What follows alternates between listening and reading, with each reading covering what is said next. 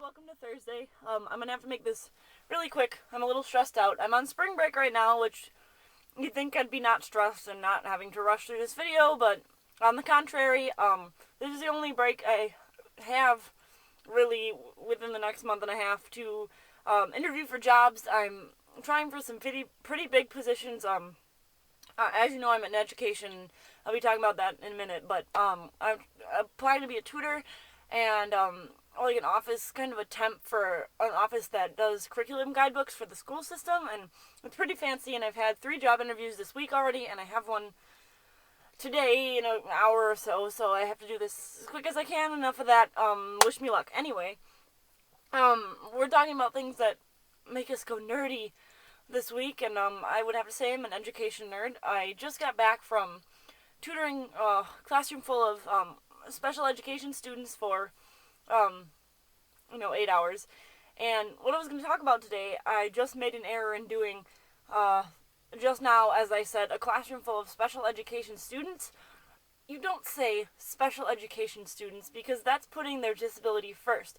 You say students who are in special education or students with a disability. It puts the kid first, and it just makes them feel so much better, and that way they're not defined by their disability. So just if you're watching this video and you ever have to come in contact with a student with disabilities, make sure you refer to them that way when talking with your colleagues or your friends or anyone. If you get my point, that's a good way to refer to that. So that's point 1 on my education nerdiness. The next point I wanted to make was that when I was working with this teacher today, she could have been 3 years out of graduate school, and she's already, jaded and disappointed with the students in her classroom. There's this kid named Andrea, and she dropped her box of crayons, and the teacher said, "Andrea, pick up those crayons. What is wrong with you?" That's not how you discipline a child. First of all, it was an accident. There's nothing wrong with her because she dropped her crayons. You're supposed to tell the kid, what they did wrong. Maybe pick up your crayons because someone could slip on them and fall. And Abby asked us why we think history is important.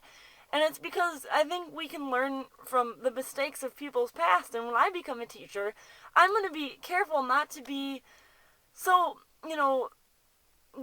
brutish with the children I'm teaching. And I want to be relatable. And I want to remember all the things that teachers I've had that I didn't like what they're doing wrong. And I want to correct it. And it just seems like the, deus ex machina of teaching. But, we can really learn from our mistakes, and that's why it's important to me. The third thing I wanted to talk about was Obama, our president, in case you didn't know, passed merit pay for teachers, which means that teachers are paid based on their performance rather than, standardized testing scores. So, for instance, if I were to teach a third grade classroom, and I had a student come in that was at a 1st grade reading level, and by the end of the year I got him or her up to a 3rd or 4th grade reading level, I would be paid based on my performance rather than like a salary schedule where I start out making $25,000 a year for being a first-year teacher